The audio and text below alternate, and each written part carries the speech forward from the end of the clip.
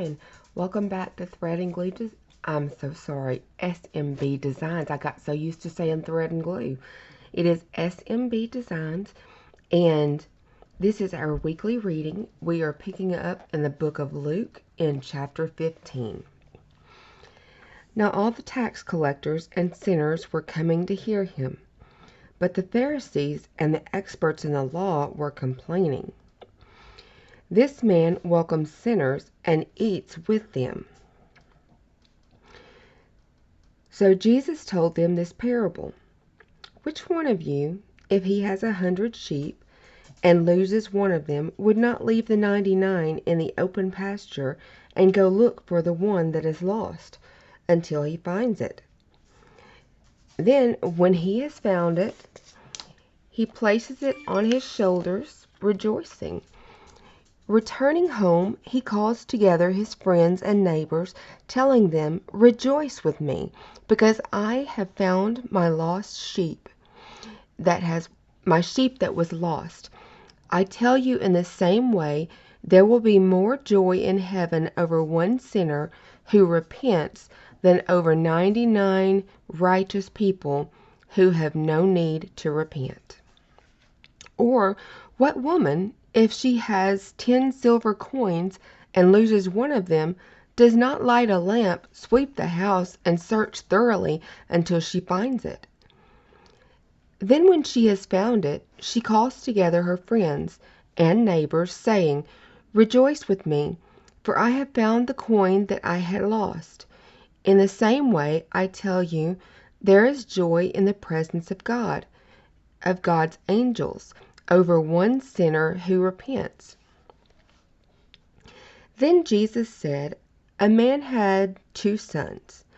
The younger of them said to his father, 'Father, give me the share of the estate that will belong to me.' So he divided his assets between them. After a few days, the younger son gathered together all he had and left on a journey to a distant country. And there he squandered his wealth with a wild lifestyle. Then, after he had spent everything, a severe famine took place in that country, and he began to be in need. So he went and worked for one of the citizens of that country, who sent him to his fields to feed pigs. He was longing to eat the carob pods the pigs were eating, but no one gave him anything. But when he came to his senses, he said, 'How many of my father's hired workers have food enough to spare? But here I am dying from hunger. I will get up and go to my father and say to him, Father, I have sinned against heaven and against you. I am no longer worthy to be called your son. Treat me like one of your hired workers.' So he got up and went to his father. But while he was still a long way from home, his father saw him, and his heart went out to him. He ran and hugged his son and kissed him. Then his son said to him, 'Father, I have sinned against heaven and against you. I am no longer worthy to be called your son.' But the father said to his slaves, 'Hurry, bring the best robe and put it on him. Put a ring on his finger and sandals on his feet. Bring the fattened calf and kill it. Let us eat and celebrate, because this son of mine was dead and is alive again. He was lost and is found.' So they began to celebrate. Now his older son was in the field. As he came and approached the house, he heard music and dancing. So he called one of the slaves and asked what was happening. The slave replied, 'Your brother has returned, and your father has killed the fattened calf because he got his son back safe and sound.' But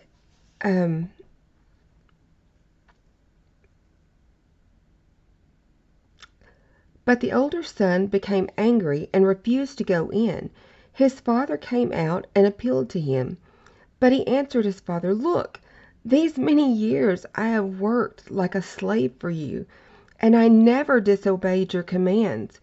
Yet you never gave me even a goat so that I could celebrate with my friends. But when this son of yours came back, who has devoured your assets and with prostitutes, you killed the fattened calf for him?" Then the father said to him, "Son, you are always with me, and everything that belongs to me is yours. It was appropriate to celebrate and be glad, for your brother was dead and is alive. He was lost and is found." Chapter 16. Jesus also said to the disciples, "There was a rich man who was informed of accusations that his manager was wasting his assets. So he called the manager in and said to him, 'What is this I hear about you? Turn in the account of your administration, because you can no longer be my manager.' Then the manager said to him, 'What should I do, since my master is taking my position away from me? I'm not strong enough to dig, and I'm too ashamed to beg. I know what to do, so when I am put out of management, people will welcome me into their homes.' So he contacted his master's debtors. One by one, he asked the first, 'How much do you owe my master?' The man replied, 100 measures of olive oil. The manager said to him, 'Take your bill, sit down quickly, and write 50. Then he said to another, 'And how much do you owe?' The second man replied, 100 measures of wheat. The manager said to him, 'Take your bill and write 80. The master commended the dishonest manager because he acted shrewdly. For the people of this world are more shrewd in dealing with their contemporaries than the people of light. And I tell you, make friends for yourselves by how you use worldly wealth, so that when it runs out, you will be welcomed into their eternal homes. The one who is faithful in a very little is also faithful in much, and the one who is dishonest in a very little is also dishonest in much. If then you haven't been trustworthy in handling worldly wealth, who will entrust you with the true riches? And if you haven't been trustworthy with someone else's property, who will give you your own? No servant can serve two masters, for either he will hate the one and love the other, or he will be devoted to the one and despise the other. You cannot serve God and money." The Pharisees, who loved money, heard all this and ridiculed him. But Jesus said to them, "You are the ones who justify yourselves in men's eyes, but God knows your hearts. For what is highly prized among men is utterly detestable in God's sight. The law and the prophets were in force until John. Since then, the good news of the kingdom of God has been proclaimed, and everyone is urged to enter it. But it is easier for heaven and earth to pass away than for one tiny stroke of a letter in the law to become void. Everyone who divorces his wife and marries someone else commits adultery, and one who marries a woman divorced from her husband commits adultery. There was a rich man who dressed in purple and fine linen, and who feasted sumptuously every day. But at his gate lay a poor man named Lazarus, whose body was covered with sores, who longed to eat what fell from the rich man's table. In addition, the dogs came and licked his sores. Now the poor man died and was carried by the angels to Abraham's side. The rich man also died and was buried. And in Hades he was in torment. He looked up and saw Abraham far off with Lazarus at his side. So he called out, "Father Abraham, have mercy on me, and send Lazarus to dip the tip of his finger in water and cool my tongue, because I am in anguish in this fire." But Abraham said, "Child, remember that in your lifetime you received your good things, and Lazarus likewise bad things. But now he is comforted here, and you are in anguish. Besides all this, a great chasm has been fixed between us, so that those who want to cross over from here to you cannot do so, and no one can cross from there to us." So the rich man said, "Then I beg you, Father, send Lazarus to my father's house, for I have 5 brothers, to warn them, so that they don't come into this place of torment." But Abraham said, "They have Moses and the prophets. They must respond to them." Then the rich man said, "No, Father Abraham, but if someone from the dead goes to them, they will repent." He replied to him, "If they do not respond to Moses and the prophets, they will not be convinced, even if someone rises from the dead." Chapter 17. Jesus said to his disciples, "Stumbling blocks are sure to come, but woe to the one through whom they come. It would be better for him to have a millstone tied around his neck and be thrown into the sea than for him to cause one of these little ones to sin. Watch yourselves. If your brother sins, rebuke him. If he repents, forgive him. Even if he sins against you 7 times in a day, and 7 times returns to you saying, 'I repent,' you must forgive him." The apostles said to the Lord, "Increase our faith." So the Lord replied, "If you had faith the size of a mustard seed, you could say to this black mulberry tree, 'Be pulled up by the roots and plant in the sea,' and it would obey you."